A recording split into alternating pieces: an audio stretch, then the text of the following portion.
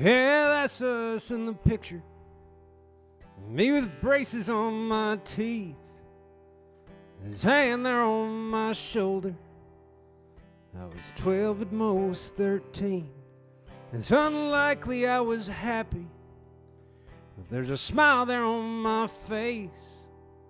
Well, some flaws can be forgiven, and some things can't be replaced. And there beneath the surface, you can see what I'd become.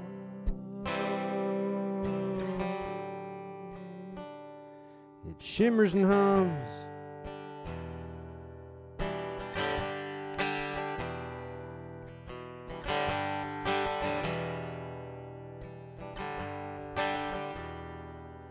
Yeah, the grief is like a millstone grinding in my gut.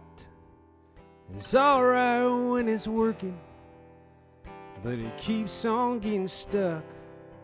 'Cause I still think that he's out there doing the same old things he did. Gnawed ashes in a metal box with blue duct tape on the lid. Yeah, I feel kinda like a monster when I smile up at the sun. It shimmers and hums. Yeah, it's the fondest recollection. Is mean in its own way. Say you'll make amends tomorrow, then tomorrow fades away.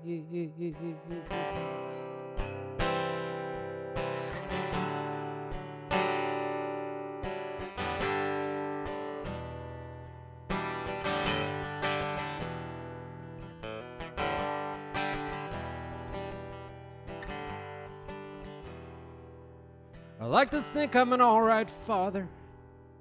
I hope my daughters would agree. Well, I'd never felt a love like that. It was not to be believed. I wake up every morning thankful for what I'm not. There's a purpose and a balance to what we have and haven't got, like shapes and colors on a canvas that all blend and become one. It shimmers and hums. It shimmers and hums. It shimmers and hums. It shimmers and hums.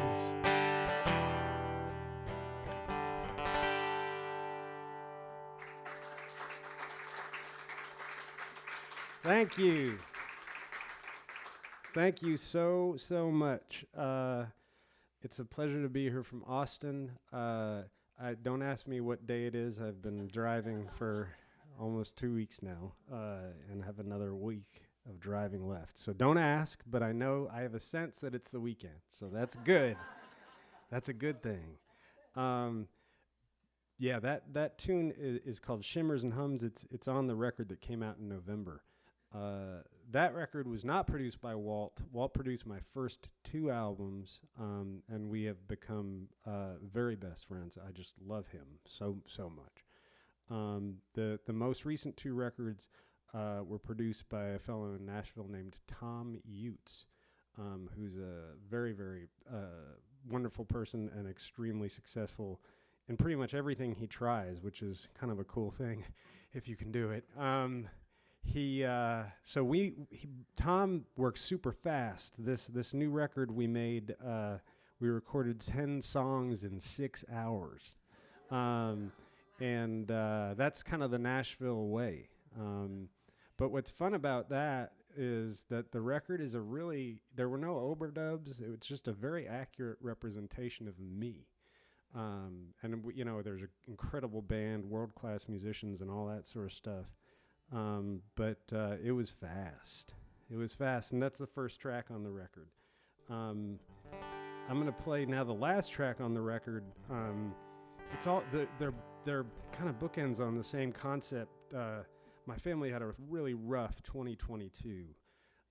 My brother's wife, on August 1st, she is 40. She's in her late 40s. Had a massive stroke, and was in a coma for about 2.5 weeks, and is still working her way back.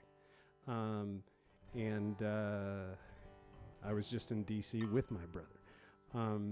My mom lost her husband, my stepfather, in December, and that's really what that first song is about.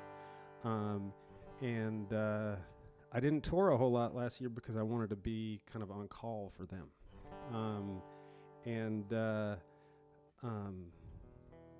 Yeah, my friend Aaron Smith from Harrison, Arkansas, who's a brilliant songwriter, helped me finish this one afternoon last April. And this was the last song that made the record. It's called Starting at Zero.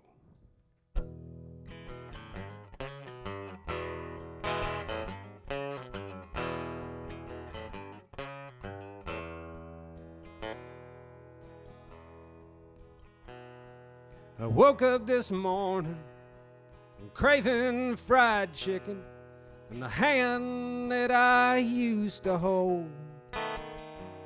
But the cast iron skillet is covered in rust. I'm starting at zero again. Well, there's a drip in the kitchen. The faucet is leaking. That might just be in my head. No time for whining, best get back to work. I'm starting at zero again. Is some hanging in there I'm holding up fine? I tell them whenever they call, which is rarely if ever at all. I'm starting at zero again. Starting at zero.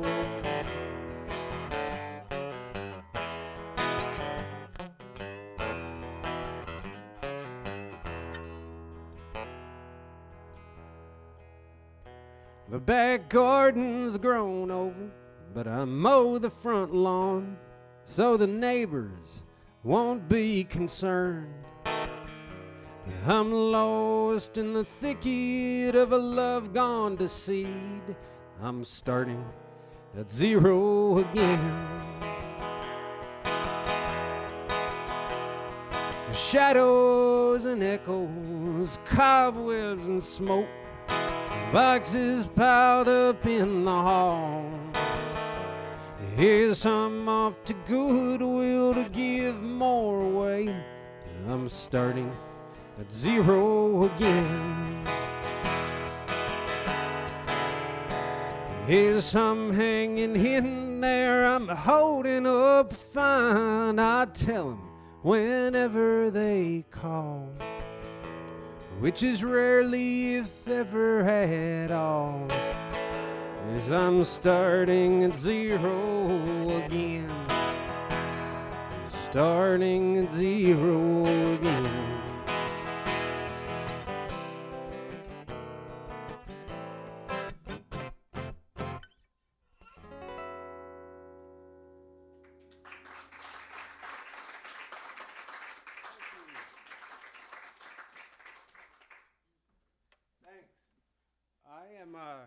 I'm a recovering lawyer. I was a trial lawyer in Boston, Massachusetts for 15 years, and then we moved to Austin in 2016, and I've been doing this full time since July of 2016.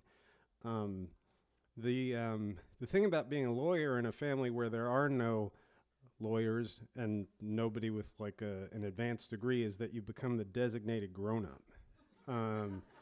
In the family. So if anybody needs, when people are putting together wills, I'm the executor. If somebody has a trust, I'm the trustee. And so that was the nature of things for a very long time, and it still really is, even though I am engaged in what is decidedly not a grown-up profession. profession.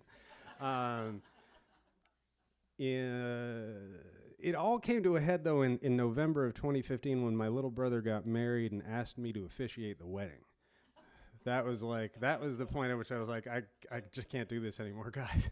But I got my temporary Justice of the Peace license in New York and did it and wrote a homily giving him advice on what a happy marriage is. Because I'm an okay songwriter. I was a kind of a so-so lawyer. I'm a very good husband and a very good dad. And so, thanks. That's yes. And so I felt like I had some sort of wisdom to impart. And so I wrote that homily. 2 summers ago, my sister-in-law and brother-in-law got married. Lindsay, my wife, her sister, and I wrote this song for them and surprised them with it the night before the wedding, which is me kind of turning that homily into a song, and they loved it enough that after I played it, they asked me to sing it for them as their first dance. And I will tell you, I've played in a lot of nerve-wracking situations, but once I did that, nothing else really is ever going to come close. This tune's called Wedding Day Eve.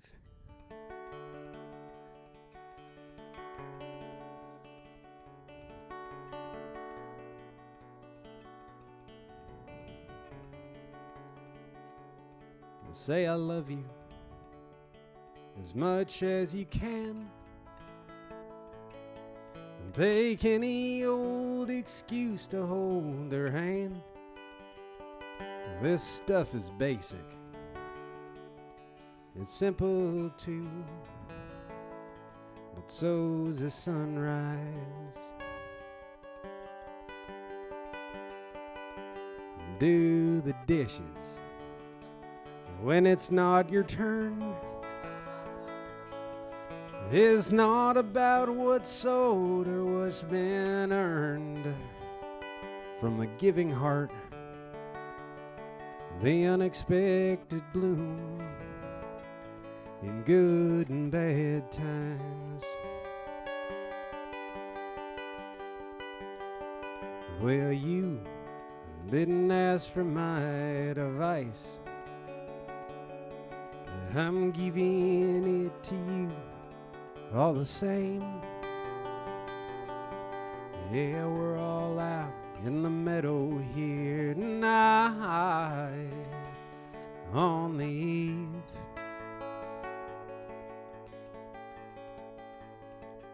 of your wedding day.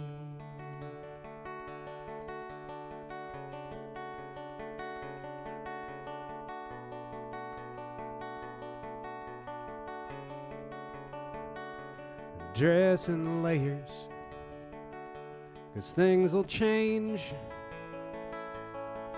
You can squeeze your eyes shut, the fact remains.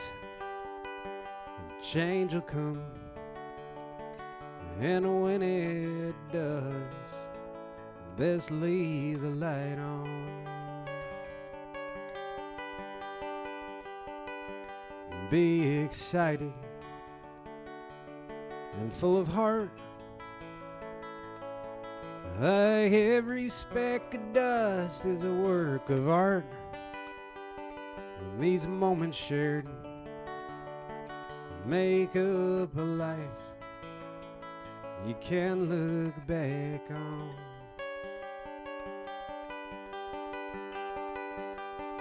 Well, you didn't ask for my advice. I'm giving it to you all the same. Yeah, we're all out in the meadow here tonight on the eve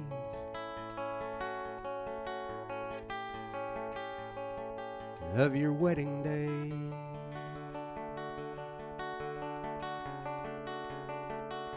Your wedding day.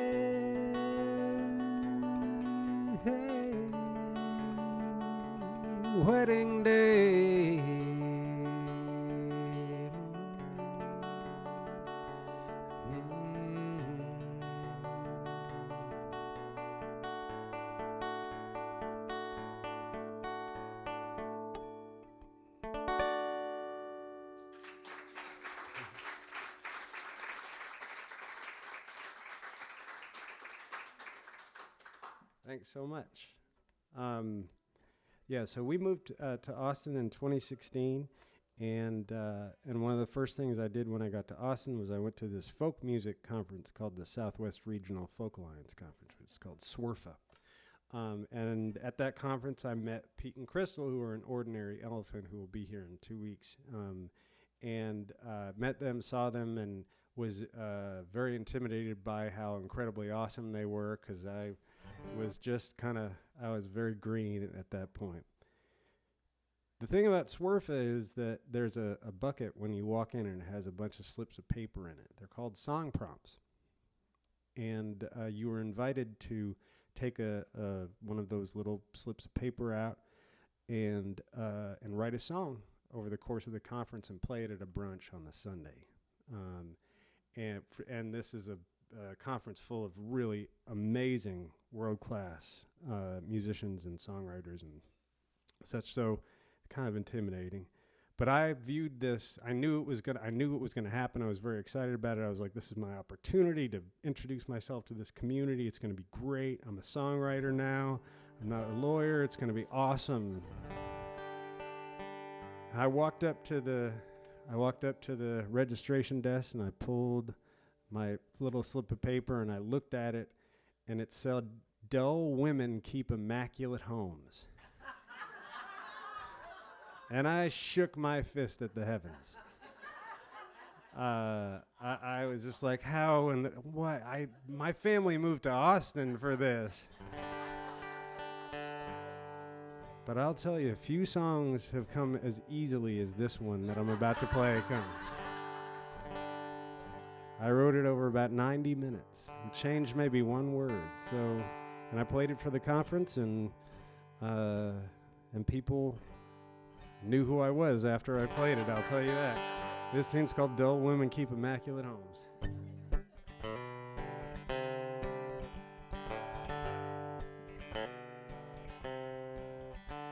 Well, Grandma June and Grandpa Joe lived up in Dutchess County. They had a tiny house on a big old piece of land. And that house was filled with books and sculptures and papers and paintings that take an MFA to understand. Well, sometimes Grandpa Joe, he'd almost lose his temper. He'd say, "June, this house is looking like a war zone."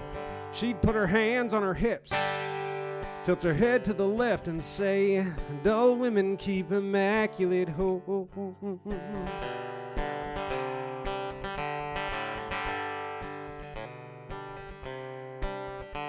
Well, Grandpa Joe passed, and oh, how she missed him.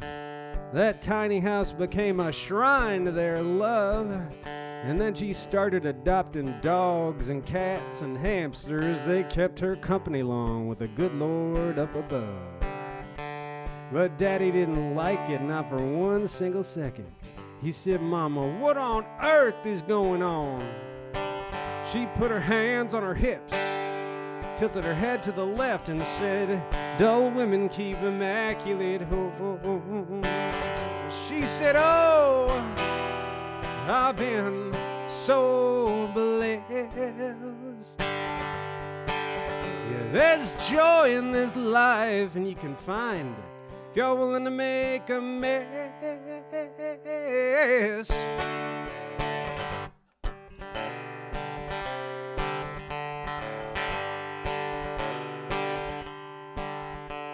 We lost Grandma June a year ago November. I hadn't cried like that since I was just a kid. We all met up at Uncle Milton's and drank and sang together, told off-color jokes like Grandma June would have did. Then we buried her in the cemetery right next to her beloved, and Daddy wouldn't say just what he put on her gravestone. Well, I read that epitaph, and there etched in granite was, "Dull women keep immaculate homes." dull women keep immaculate. Ho, ho, ho, ho.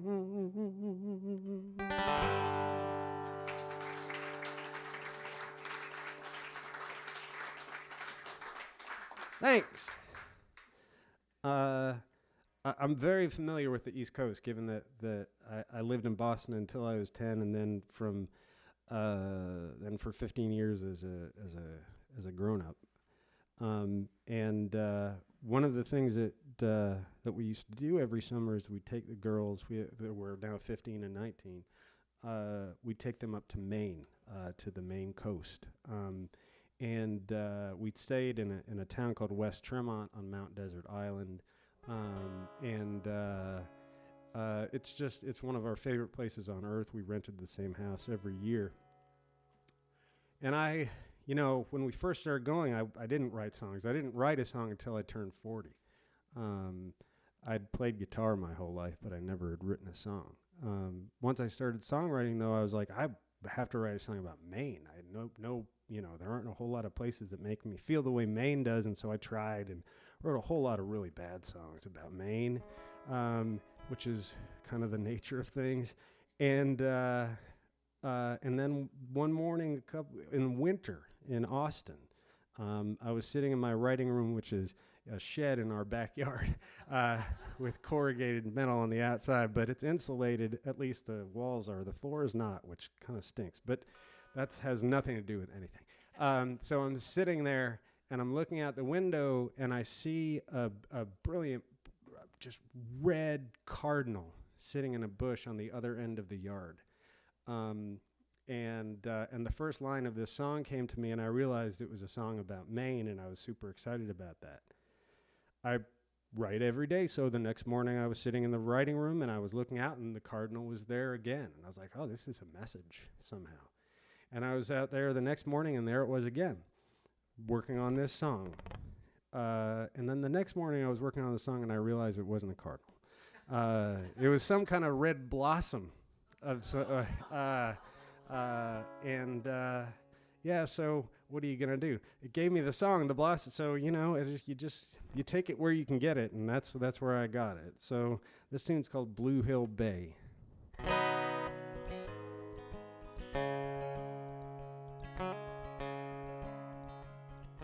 Proud little redbird sitting in a tree.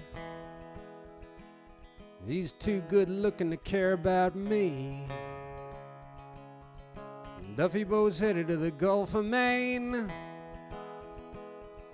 Ain't no joke on a cold winter day. The spruce trees beat by the Labrador wind. Red fox in the yard with blood on his chin. Weather coming in, 8 inches of snow. I got a chronic case of the I don't know. But I'm the prince of my dominion. I'm the lord of this domain. I'm a man for any season here on the shores of Blue Hill Bay. I split up with Janie 6 years ago, June. I could tell she was itching for something new. She's living with a painter up in Ellsworth town. I'm here in Bernard hanging around.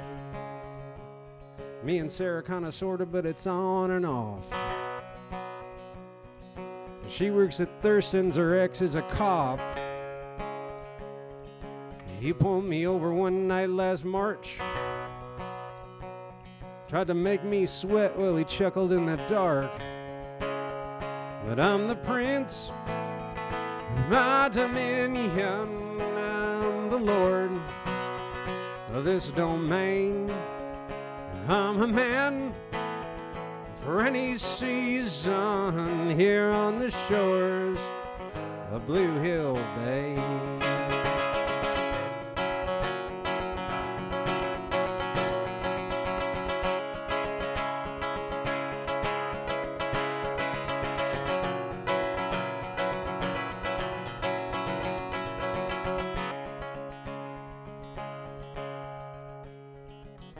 Every Sunday morning my daughter calls.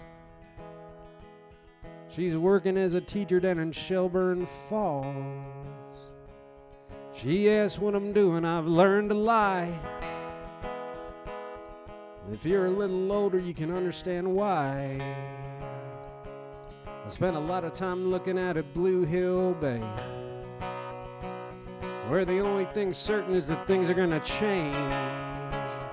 And I'm the prince of my dominion. I'm the lord of this domain. I'm a man for any season here on the shores of Blue Hill Bay. Yeah, the shores of Blue Hill Bay.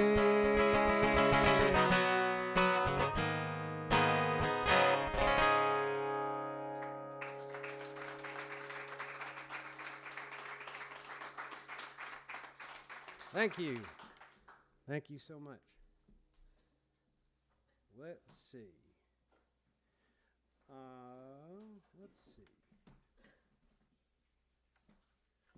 I have a set list, but I'm going to deviate from my set list because I'm just that professional.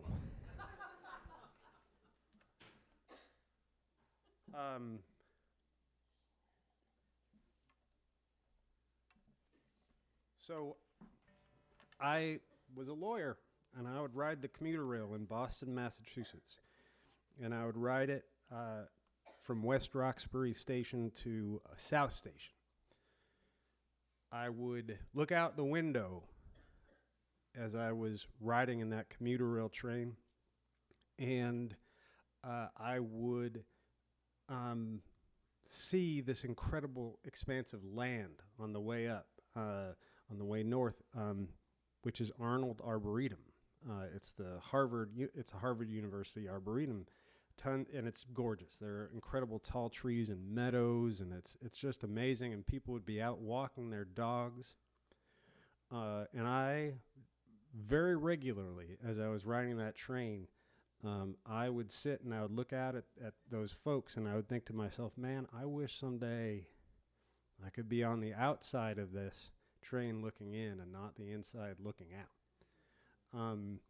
In January 2016, based in part upon Mary Gaucher's urging, I left my law practice behind.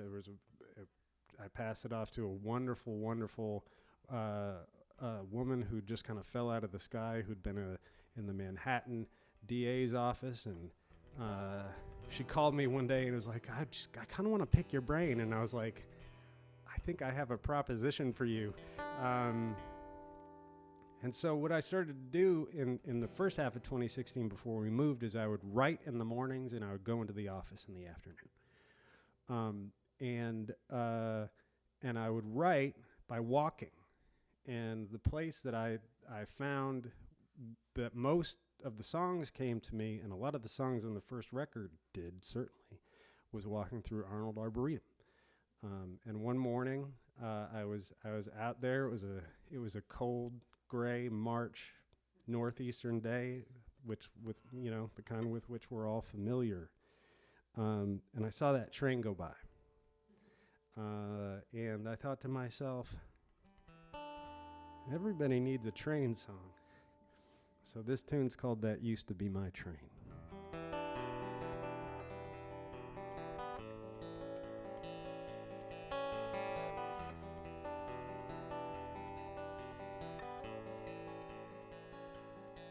Yes, 400 tons of steel and rust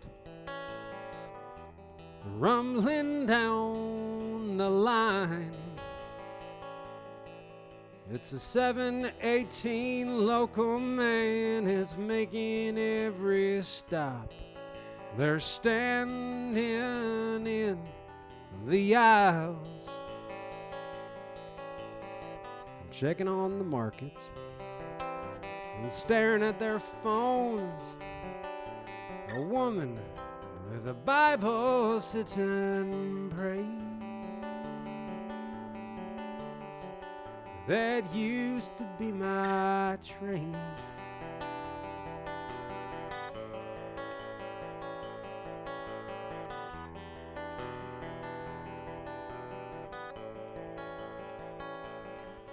Yes, I'd stare out the tempered glass at hemlock, oak, and white pine,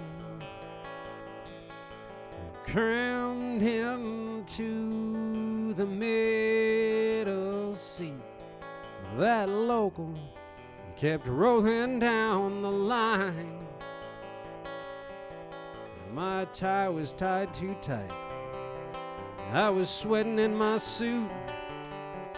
My soul shot up with Novocaine. That used to be my train. I'm not quite sure when it happened or what made up my mind. I said, for the love of all that's good and right, I'm through. I put away my briefcase. It's in a closet gathering dust with the carpet beetles chewing on my suits.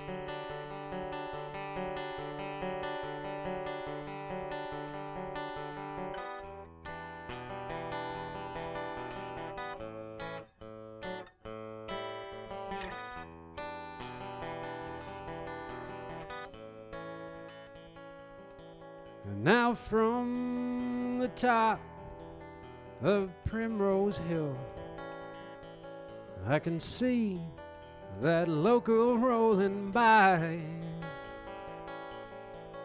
There's a melody that's after me, and words getting gathered up in lines.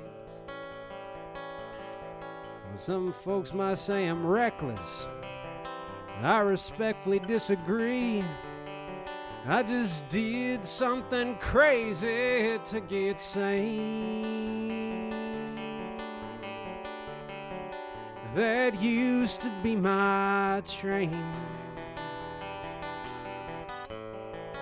That used to be my train. That used to be my train. That used to be my train. No.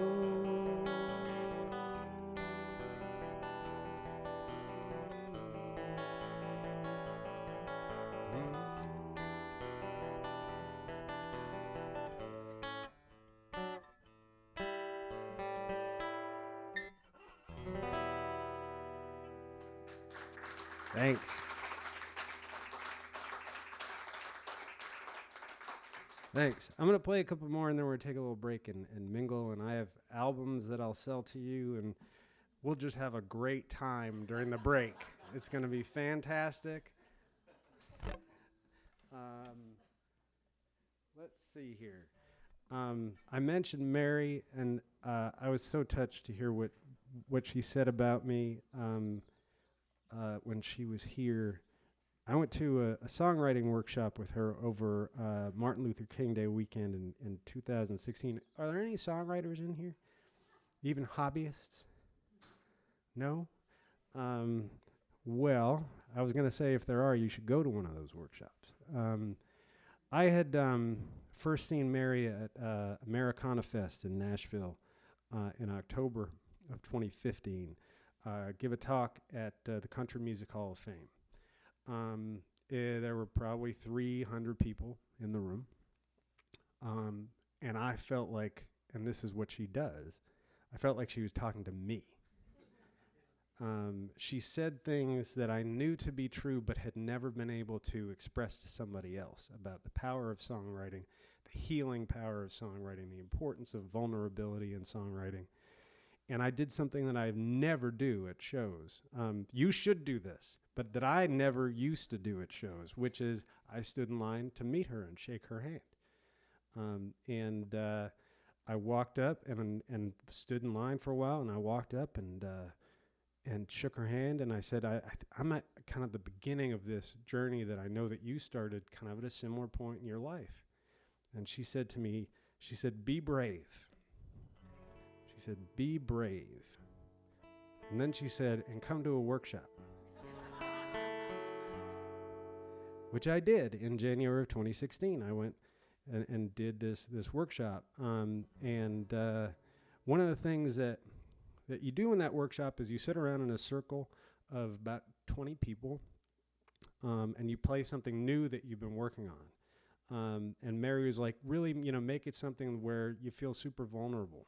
I had written this song I'm about to play at a songwriting workshop where I met Walt Wilkins in October of 2015, right after I met Mary. So this is all happening in such a compressed time frame, but it was just like this magical time in my life. It was kind of like after right after your kids are born. It's just sort of like everything is kind of a little bit sharper. And so I wrote this tune at a songwriting workshop where I met Walt, and didn't play it for anybody because it felt way, way too personal. It's about the fact that when initially we wanted to have kids, we had trouble, and that's the stuff of strong relationships. And so I wrote this, and then I didn't sing it for anybody until one day in January in Nashville, in a room full of people I didn't know, and Mary Gaucher. And the way that worked, I'm talking so much, but it's okay. The way it worked is, people would play a verse and a chorus, and Mary would say, okay, here's what you're going to do, fix that song and move on. And so I started playing this song, and I got through a verse and a chorus, and I stopped, and she said, keep going. And I got through another verse and another chorus, and she said, keep going. And I finished the song. And she walked up to me afterward, after that group meeting, and she said, you're a badass. And she said, I toured with Guy Clark, and what Guy Clark would have said to you after you played that song was, fuck you.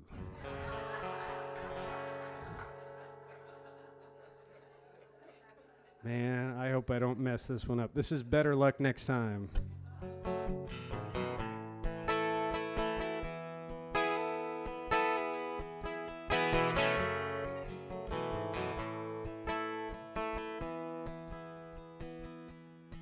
I put the books in her box just as quick as I can, and I hope she doesn't see it.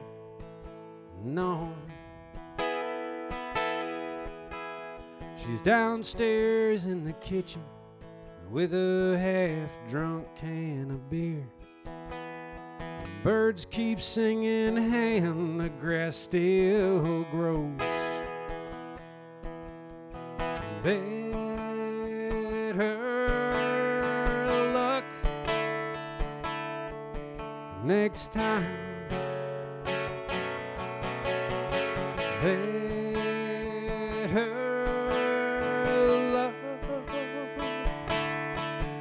Next time.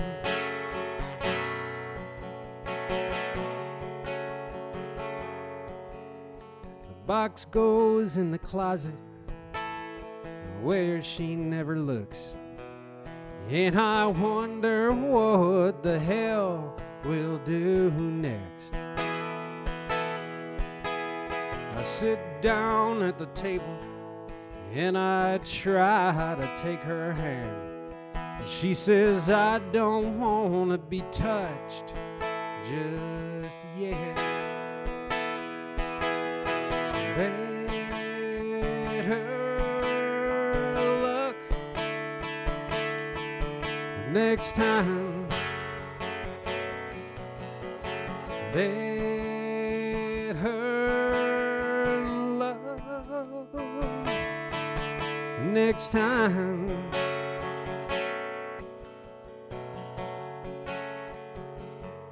I said, tell me what you wanna do, I'll do anything at all.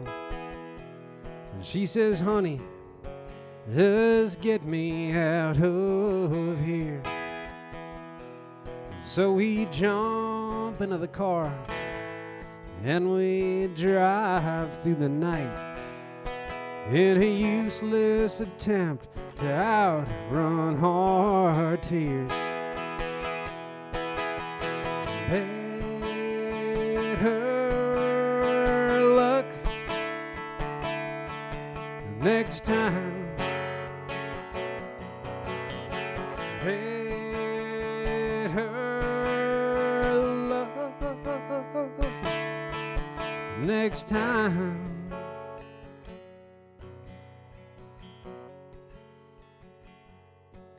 Well, now I'm lying on a bed in a broken down motel, and silently I begin to cry. She sits down next to me and puts her hand on my arm. She says, we'll have better luck next time. Better luck next time. Better luck next time. Better luck.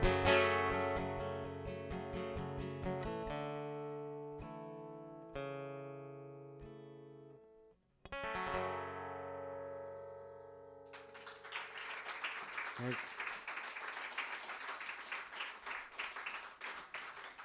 Thanks so much. All right, one more and we'll take a break and refresh our drinks, say hello to each other, and do all that sort of stuff.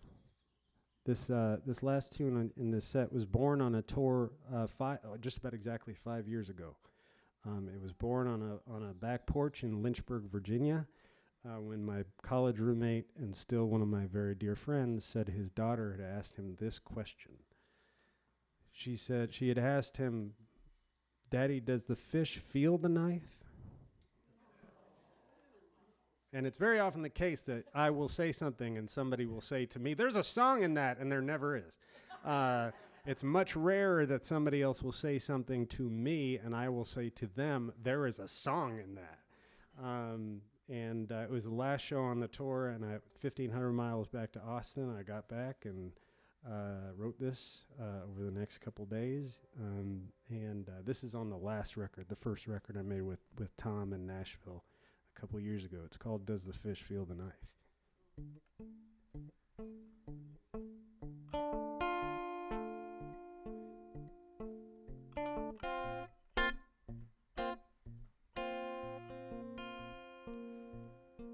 Or does the fish feel the knife? That's what she asked me, and I did not know how I should respond. She asked me again, said, "Daddy, did you hear me?" And the answer that I gave would get it wrong. Yeah, most things seem kinda simple until you poke at 'em even just a little. Does the fish feel the knife?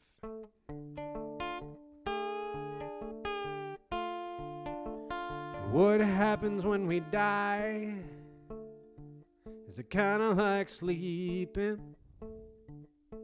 Well, she asked me this, and I was at a loss.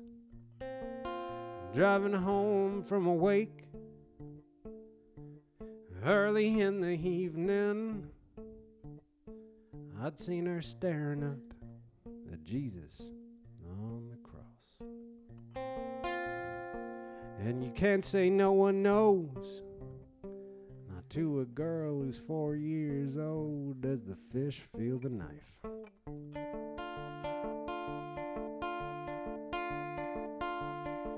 You need a license to drive a car, to shoot a buck, to cut a man's hair. Anyone can have a kid. I'll send you home, good luck, take care. Does the fish feel the knife?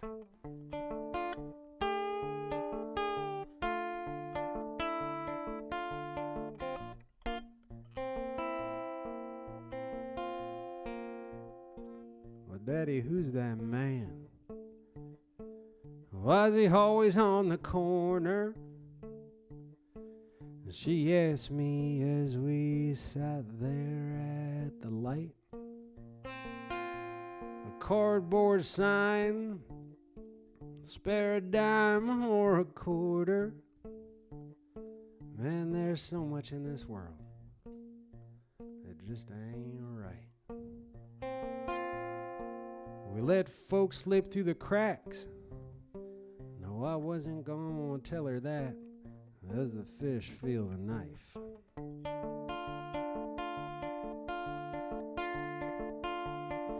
You need a license to drive a car, to shoot a buck, to cut a man's hair. Anyone can have a kid. I send you home, good luck, take care. Does the fish feel the knife? Does the fish feel the knife?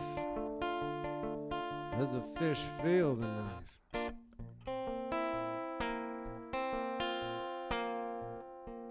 Or does the fish feel the knife? Thanks. Thank you.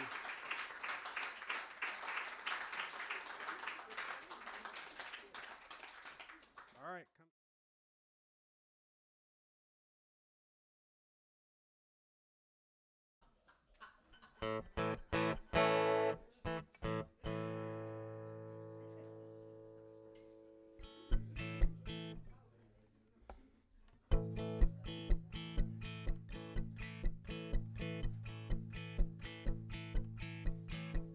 Skunk-faced McGee walked into the bar, asked for a bourbon from the rail and a beer. Barkeep asked if he had any cash. He said, let's check in his pocket right here. He pulled a big fat roll from his old brown coat. It was all 50s and 100s for days. Knew better than to ask him how he'd had such luck. Sometimes a blind squirrel even gets paid. Yeah, good luck ain't always good luck, and bad luck ain't always bad. Oh, this too shall pass. This too shall pass. Skunk Face bought the next 4 or 5 rounds, and he stumbled out into the night. He had a brand new coat at the bar the next day, and a faraway look in his eyes. He thrown that old brown coat off the bridge into the river and watched as it floated away. He didn't know what he'd done till he felt for the money, but by then it was a little too late. Yeah, good luck ain't always good luck, and bad luck ain't always bad. Oh, this too shall pass. This too shall pass.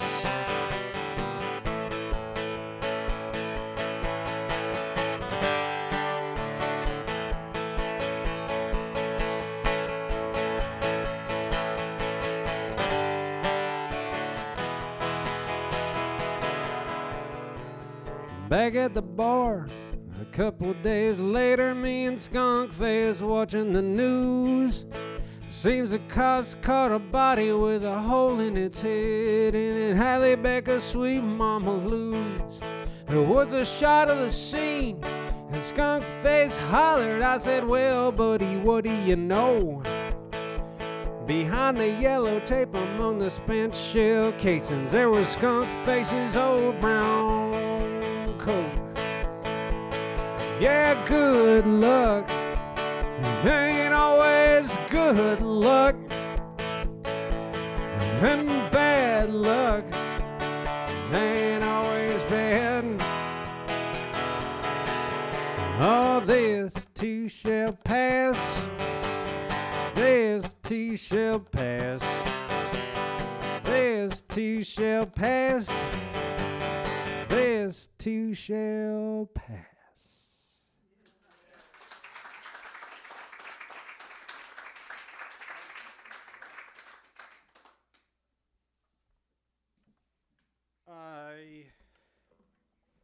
I went over your Bay Bridge.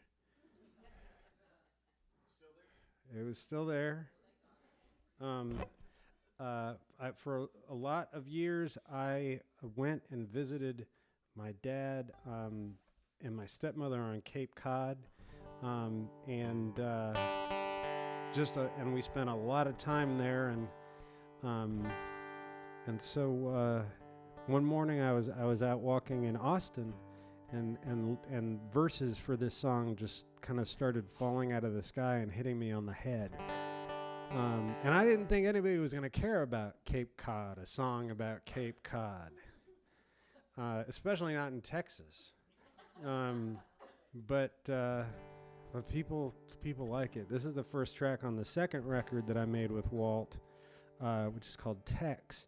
It's called Tex because that was my nickname. That was my dad's nickname for me as a kid. He, for no reason, so it was meant to be that I would move to Austin, I think, at some point.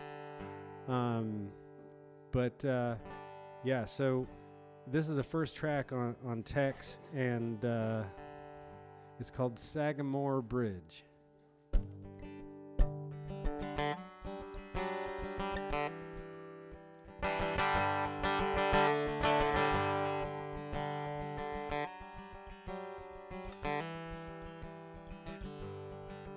Well, they took out the circle, but the traffic's no better. $60 million just pissed away. You sit for an hour, the baby fills her diaper, but that Huggy ain't leaking, so I guess we're okay. And at Freddy's in Brewster, roast beef and salami, sliced to perfection, that IBP meat. Folks stand there waiting, and 2 Nicks and Tivas, a little hungover, and maybe 1/3 asleep. On a thin strip of sand out in the Atlantic, you can ascend like the Kennedys did. Provincetown salt boxes shimmer in sunlight. There's a suicide fence on the Sagamore Bridge. There's a suicide fence on the Sagamore Bridge.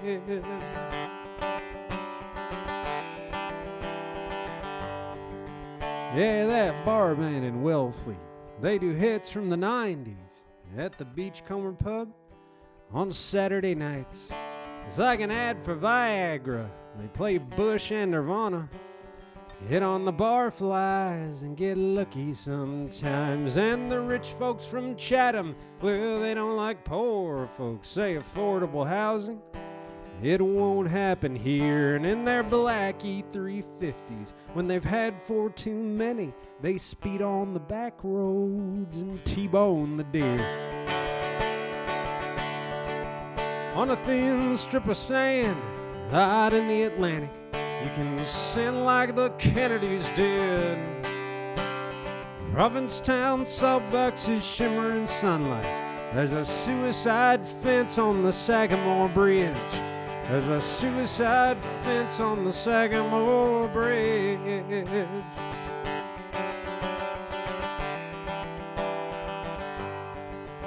Yeah, the girls in from Russia live in single wide trailers in Yarmouth and Dennis on summer J1s. They make $4 an hour serving crab cakes at parties and repel the advances of husbands and sons. And on Labor Day weekend, locals stand on the bridges, waving goodbye at the folks on Route 6.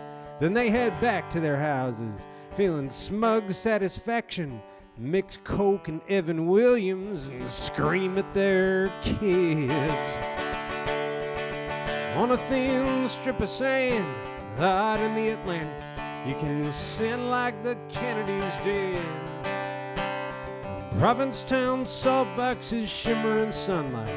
There's a suicide fence on the Sagamore Bridge. There's a suicide fence on the Sagamore Bridge. There's a suicide fence on the Sagamore Bridge.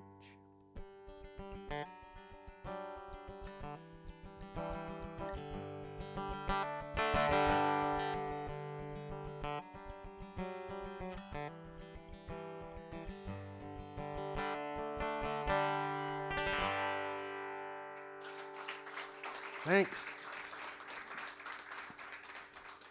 Thanks so much. One of the nicest things that anybody's ever said to me is something that Walt said to me the night of my album release party for this new record, which we had at the Saxon Pub in Austin.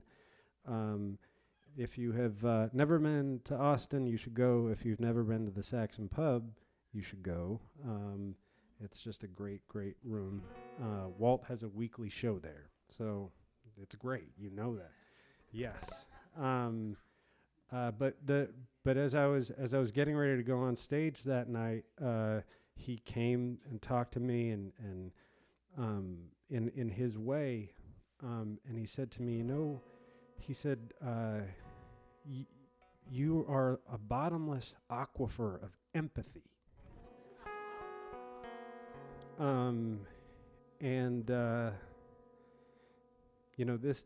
This song is also on that second record I made with Walt, which if you're on Bandcamp, you can buy a digital download if you want. But otherwise, I'm sold out of it, which is kind of a fun, cool problem to have and to be able to say. But this is a track off of that record, which is just about the fact that you just do not know what people are going through. People in the next house over, in the next car that just cut you off. You just don't know what's going on. This was my stepfather's favorite song of mine. It's called Oklahoma.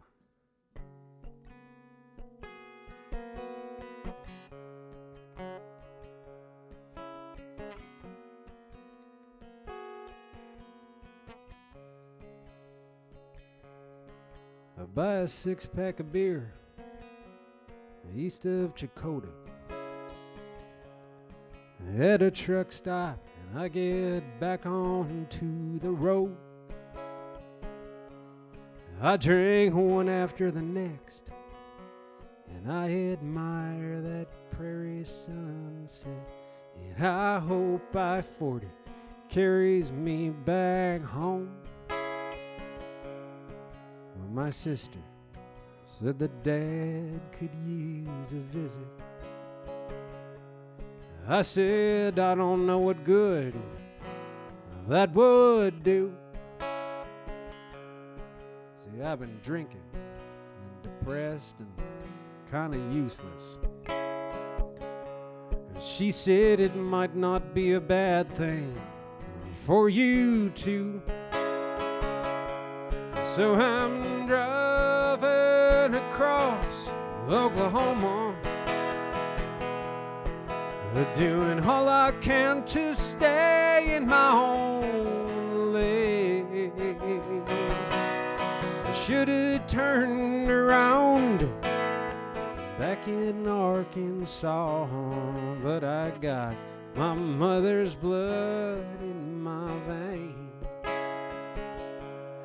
Oh, oh, oh.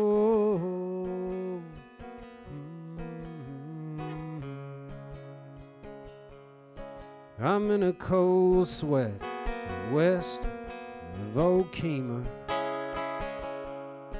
I wish my racing heart would just give it a rest. I think of pulling off and picking up a half pint of Smirnoff, but I hear my mother's sweet voice in my head. She said, I need you to try and be there for your daddy.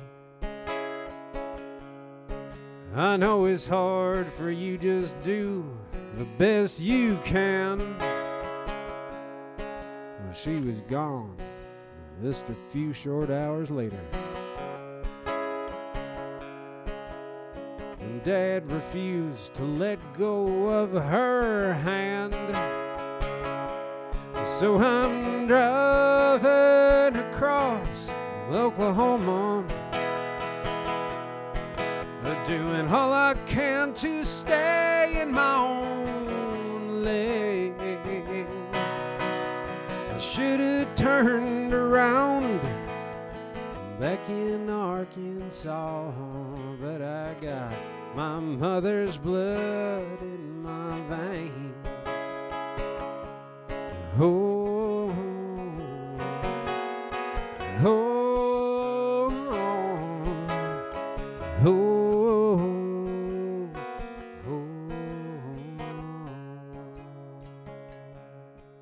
It'll be my first time at the house since the reception.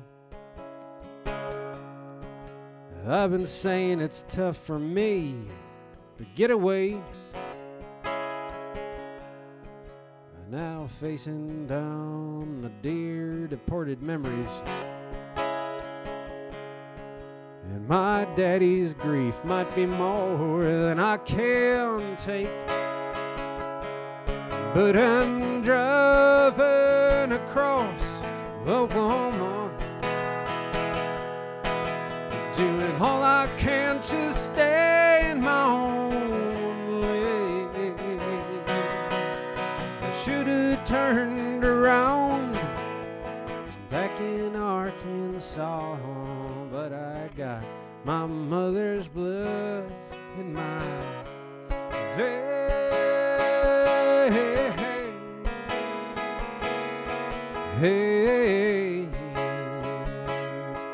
Oh.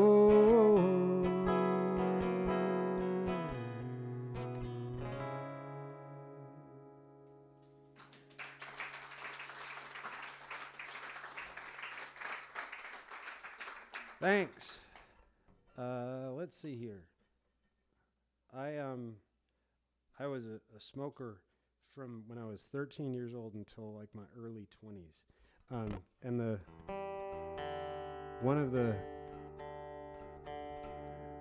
the things about being a kid in Los Angeles at that time is if you walked into a store and you had money, you could buy cigarettes. Like, you know, it didn't matter. If you could see over the counter, they were going to sell you a pack of whatever you wanted.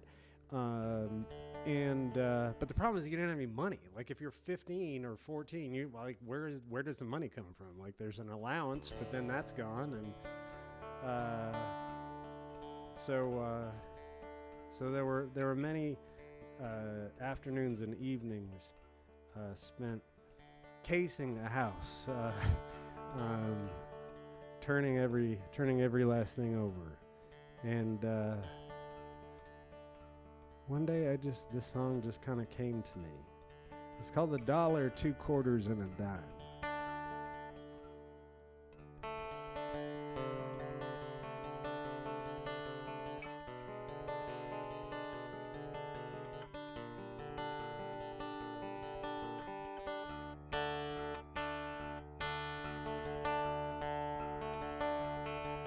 I'm scrounging for $1, boy. I'm scrounging for change.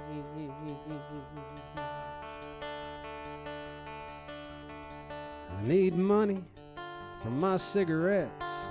I got a habit I can't shake.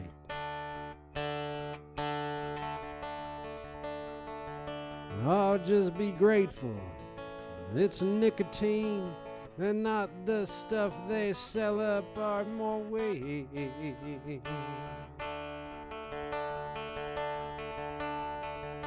Yeah, look between the cushions, boy, and check the bottom drawer.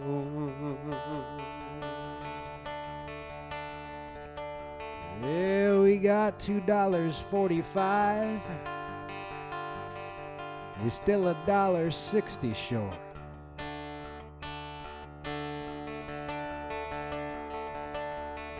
Oh, don't bother checking that pickle jar. Ain't nothing in there anymore. Yeah, we need $1 and 2 quarters and a dime. Oh, just $1 and 2 quarters and a dime.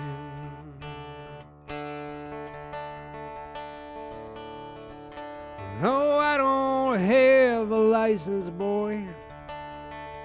We just take my mama's car. Oh, she's with her man down in Hermosa. He runs his book out of a bar.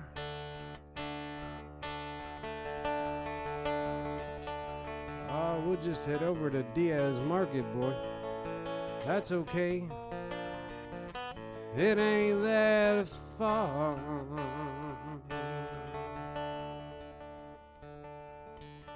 I'll take a pack of L&M's. I'm sorry about all this change.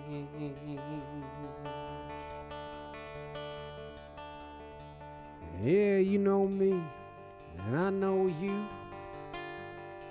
We both know that I'm of age.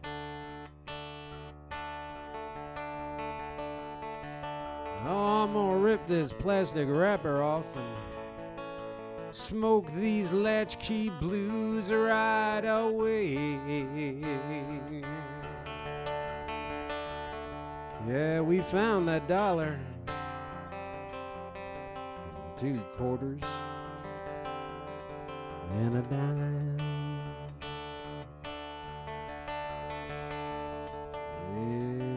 It's $1 and 2 quarters and a dime.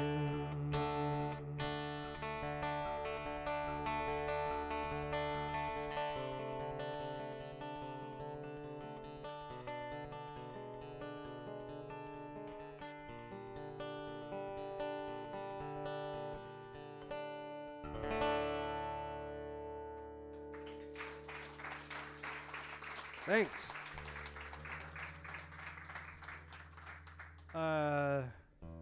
You know, I think we're going to go someplace real dark now. Is that okay?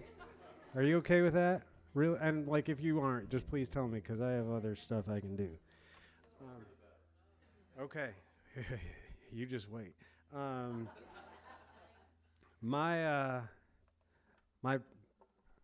used to introduce a song and say that it was about my second cousin once removed, and I played it at the Bugle Boy in LaGrange, Texas, which is another just fantastic venue. And after the show, a dear friend of mine named Joanna Castillo, who's really known as the patron saint of Austin singer-songwriters, came up to me and said, you know, it's about your first cousin once removed.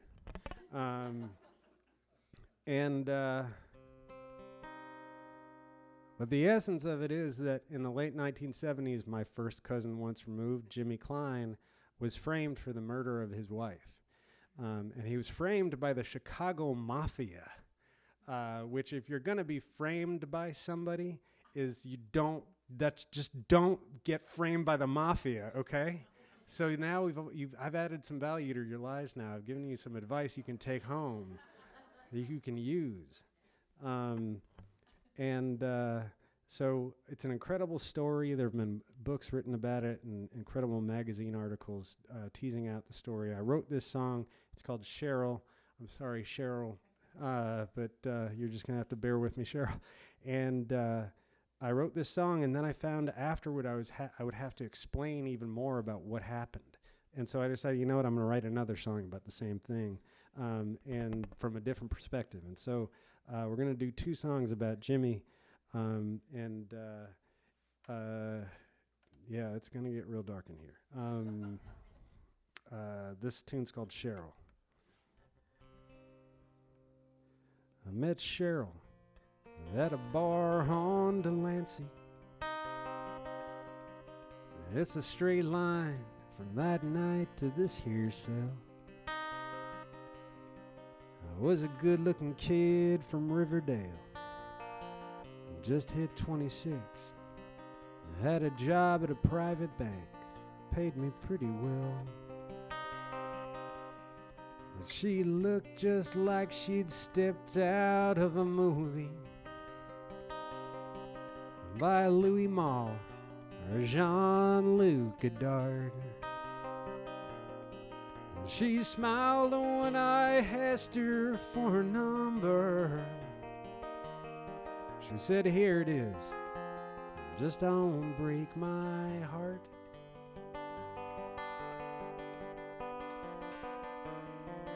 The thrill of catching lightning in a bottle ends in ashes and a black mark on the ground.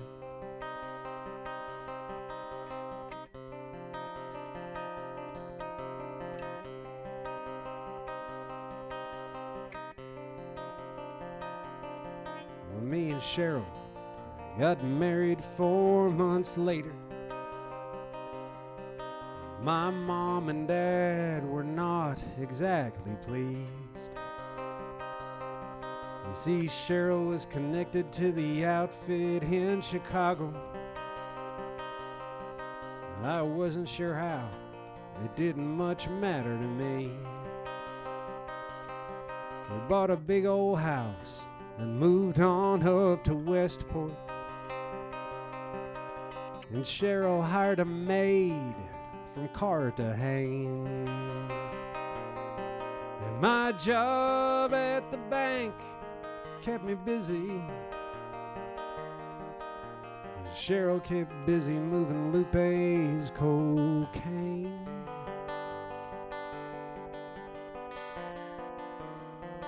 The thrill of catching lightning in a bottle ends in ashes and a black mark on the ground.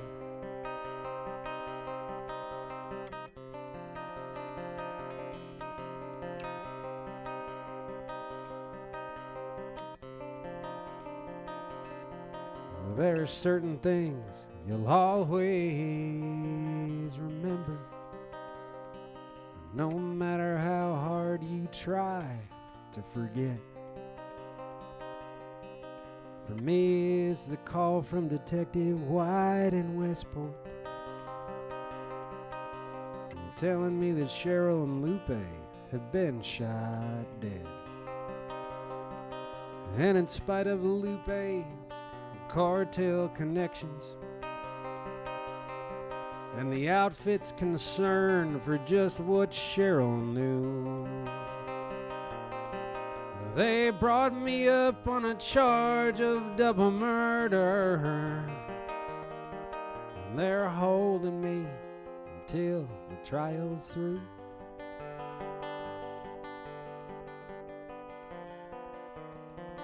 The thrill of catching lightning in a bottle ends in ashes and a black mark on the ground.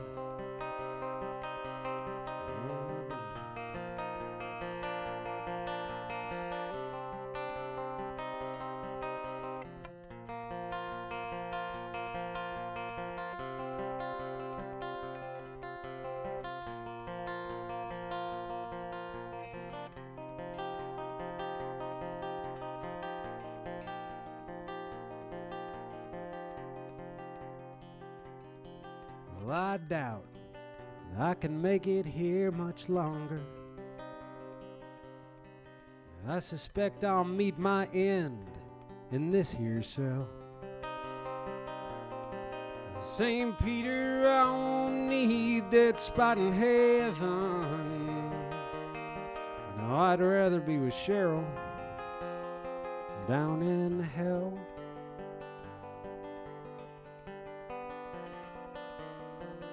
The thrill of catching lightning in a bottle,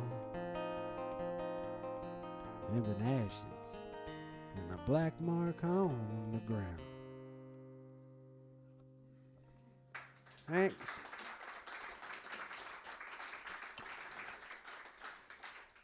So Jimmy didn't die in the cell. He didn't die in the cell. So I needed to figure out a way to tell the whole story, the full whole story, which is nuts. And I needed a perspective from which to tell it. I'm a huge fan of the author Marilyn Robinson. I don't know if any of you have read anything by her. She's written 4 books about a small town in Iowa, and a couple of families in a small town in Iowa, talking about the same set of events, but from 4 different narrative perspectives. And they're all beautiful books. And so that gave me the idea, I'm going to write the story from a different perspective, but I need it to be somebody who knows the whole deal. And so what I did is I wrote a song from the perspective of the person who actually did the killing. So this tune's called Well Enough Alone. And I told you it was going to get dark. I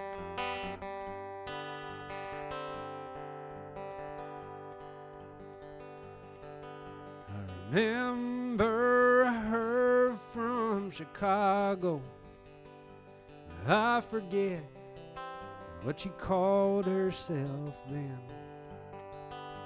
I blew her brains out there in the kitchen. I blew the maid's brains out in the den. They call it wet work, but that's a cop-out. No, killing is my stock and my trade. I was told to frame a husband. He was handcuffed on that very day. Well, you won't see me coming, and I'll leave no trace when I'm gone. Oh, some folks learn the hard way. It's best letting well enough alone.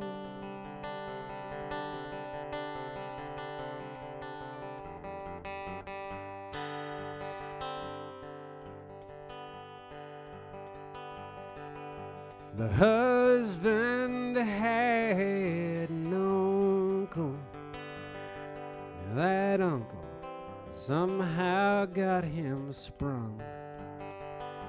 The husband checked into a midtown hotel. It fell to me yet again to get it done. I left him hanging there from a doorknob. They looked in vain. No note was ever found. Yeah, the thrill of catching lightning in a bottle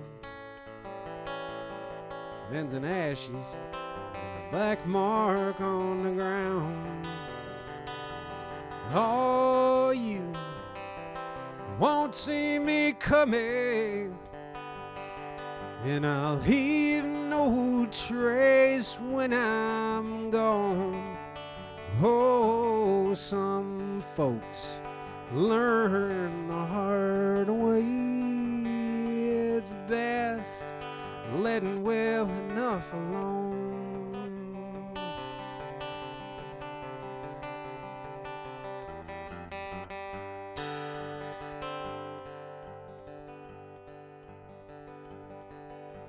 The uncle was a loose end, and you can't have loose ends in this job.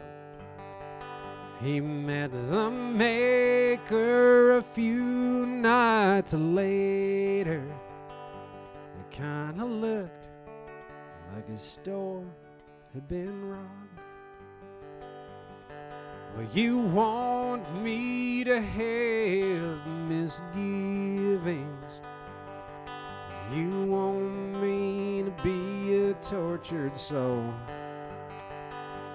But the world needs men skilled at killing. Somewhere in your heart, this you know. Well, you won't see me coming, and I'll leave no trace when I'm gone. Oh, some folks learn the hard way. It's best letting well enough alone.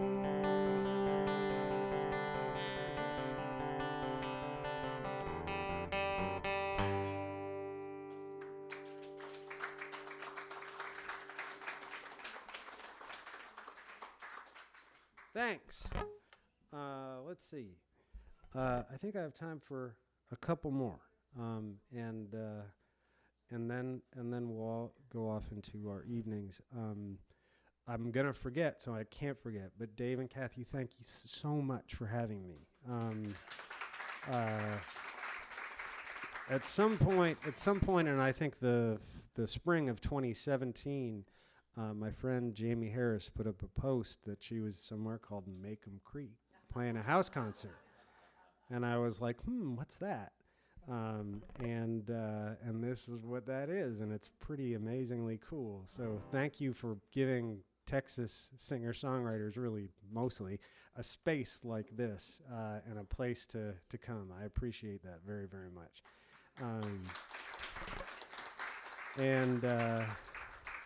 And thank you all so much for being here and listening and bearing with me as I have told stories that were probably about 2 minutes too long. And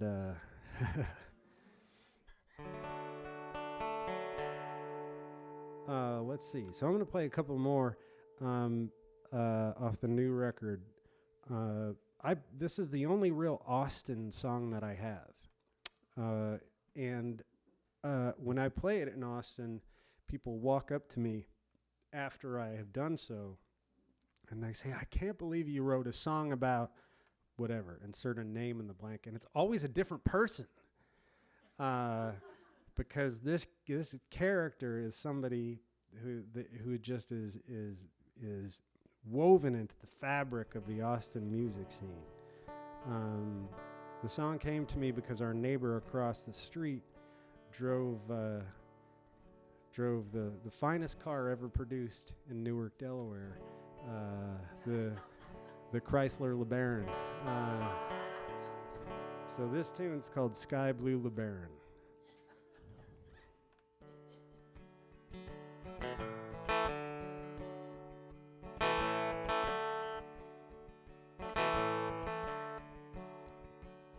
I drive a Sky Blue LeBaron convertible coupe. Paid $700 cash to a guy in North Loop. Transmission trouble, but the tape deck works. Original rims and a Delaware smirk. I got a pearl snap shirt with a hummingbird yoke. Thrift store boots with a tidy snip toe. My jeans have a hole where my wallet poked through. Irony lives, hell, what you gonna do? Ooh, what I say?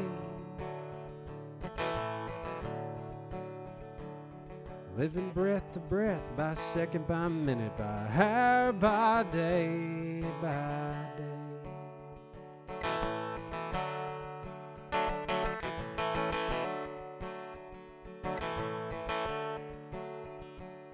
I'm in an alright band called Bitter Revenge. Play bass and make a reggae with a couple of friends. I almost got signed about 10 years back. Those days are gone, can forget about that. My hair's long and curly and it's thinning on top. Might cause a ruckus if I cut it all off. Got a 10 o'clock slot at the Merry-Go Lounge. Hope Jenny's slinging drinks and her fella's out of town.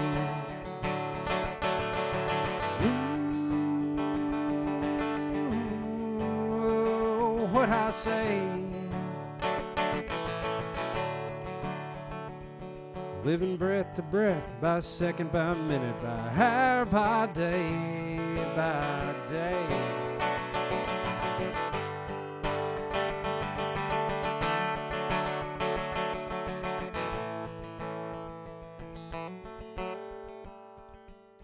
We all want what we love to stay just the same. Or maybe change in the way that we wish it would change. Some stuff you think will break stays right and true. Like my sky blue the burn convertible coupe. Ooh, what I say? Living breath to breath, by second, by minute. Breath to breath, by second, by minute. Breath to breath, second by minute, by hour, by day, by day.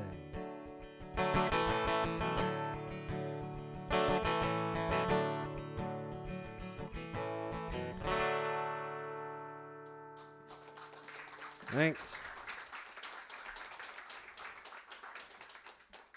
All right, I got one more. This is a puppy love song.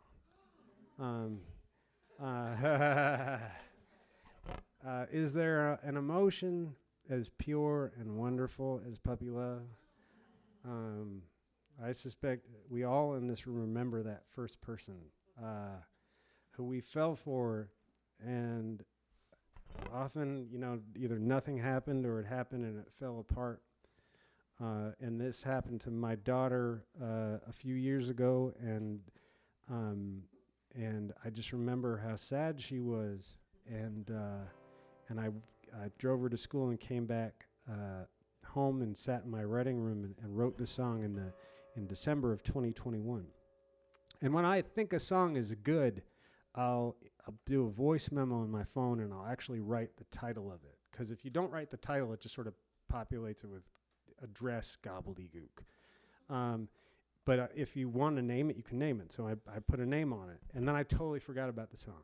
Just completely, like the next day, I just like forgot. And for a year, I forgot about it. And then one morning I was sitting in December of 22 and I happened upon the voice memo and listened to it. And I was like, And I did some more work on it, and this was the result. Yeah, but man, the purity of that emotion is just something to be treasured, isn't it? Thank you all so much for being here. I appreciate it very much, and thank you, Dave and Kathy, so much. This tune's called Melissa.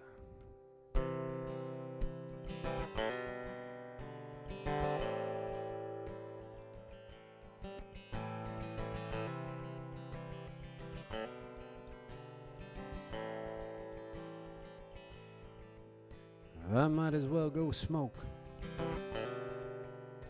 another cigarette, 'cause you still don't love me at all. And I know that you don't like it, but you don't get a say.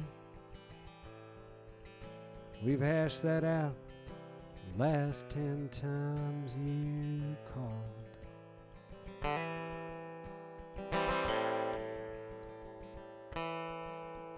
You stare across the room at me those eyes of yours. Even though you're standing there next to him, like you know that if you let yourself, you'd never love anybody else. We're too young for that, I guess. So much life left to live.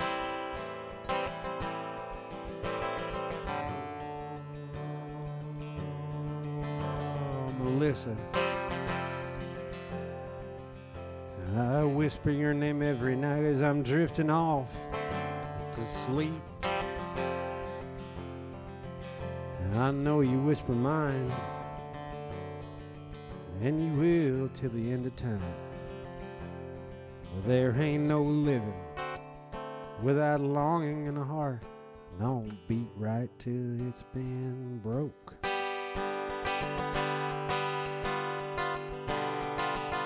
I don't know how drunk I'm gonna get tonight. Depends on what kind of bottle finds its way here to me.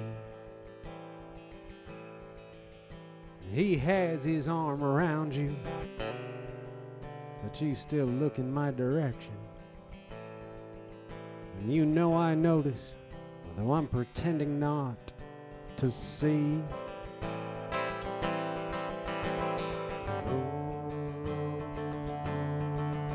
Oh, Melissa,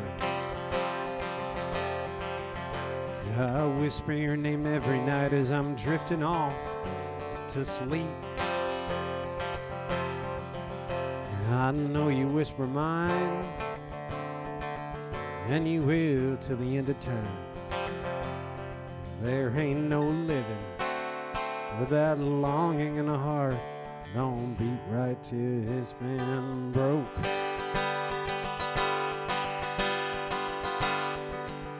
I stare up at the moon from a beat-up backyard deck chair. Voices hang in the air like so much river mist. You sit down here beside me, and I make a little room.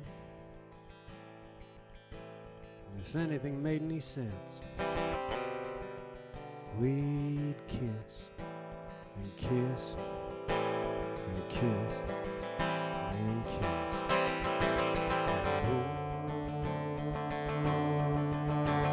Melissa, I whisper your name every night as I'm drifting off to sleep. I know you whisper mine, and you will till the end of time. There ain't no living without longing in a heart. Don't beat right till it's been broke. Mine's been broke.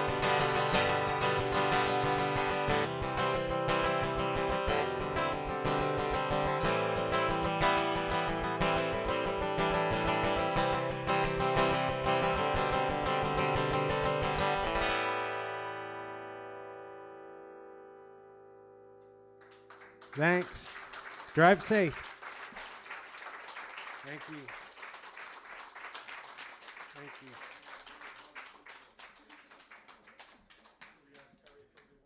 Oh. I can do that. I know. Is there? I would love to do one more. Is there one that I haven't played that you want to hear?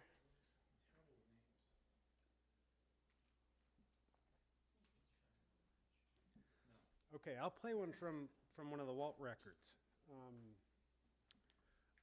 I also need to remind you that in 2 weeks, Ordinary Elephant are going to be here. They are insanely, insanely good. If you haven't seen them before, I suspect a lot of you have. They're the very unlikely combination of being insanely talented and also the sweetest people almost literally on earth.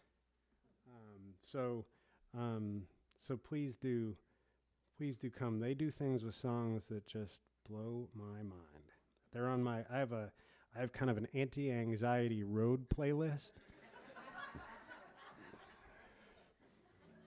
And they feature very prominently on it, along with Gillian Welsh is on it.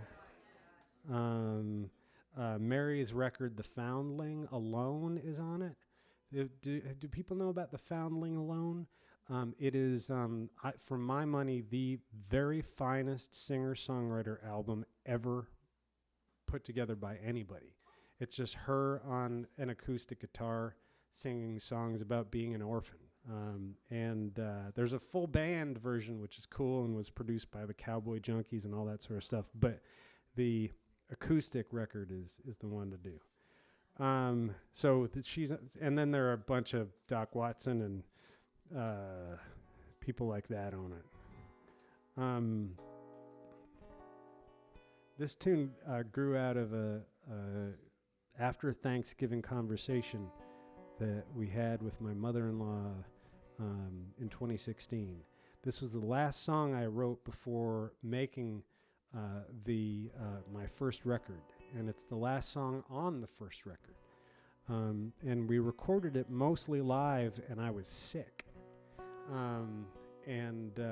This is pre-COVID, where you have a cold, you just go and you muscle it out, you gut it out. And so you can hear it in my voice, and it adds a kind of a haunting vibe to it. This is another instance in which somebody said something, and I said to them, "That's a song." This tune's called Wasted on the Living. Thanks so much.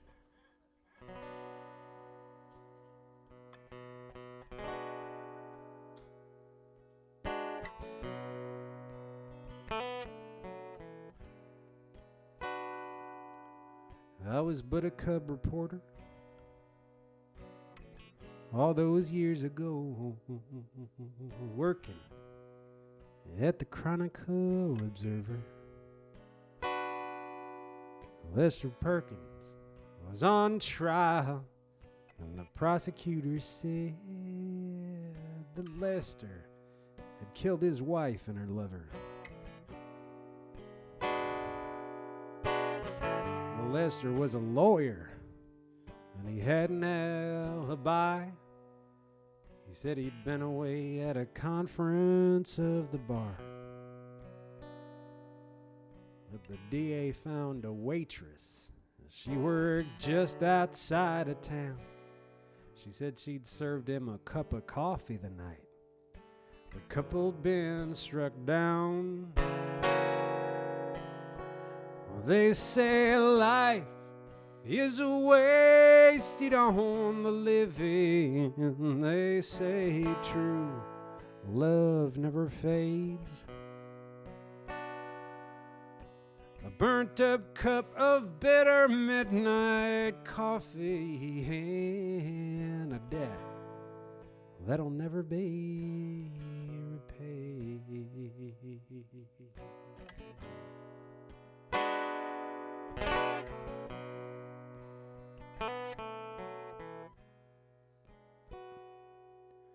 Yes, the jury was instructed to carefully review every bit of evidence presented. They were out for 40 minutes. Yeah, that was all it took to send Lester away to San Quentin. The bailiff took him out. Well, I must have caught his eye. He stared down at my brand new wedding band. The sound of the shackles, yes, it haunts me to this day. He opened his mouth to speak, but the bailiff led him away. Well, they say life is wasted on the living. They say true love never fades. A burnt up cup of bitter midnight coffee and a debt that'll never be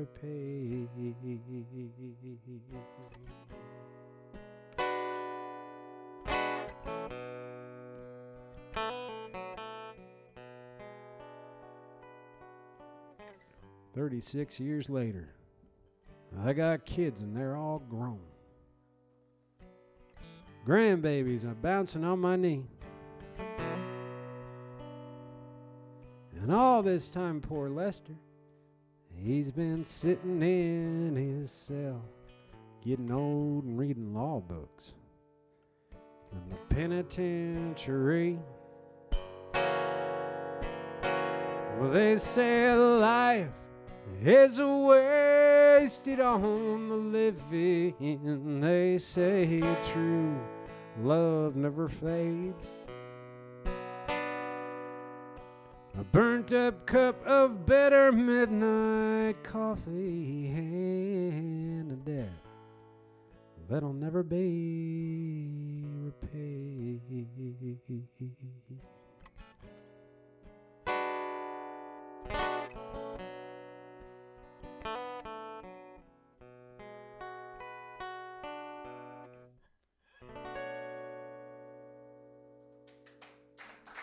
Thank you. Thanks. Thank you. Thank you so much.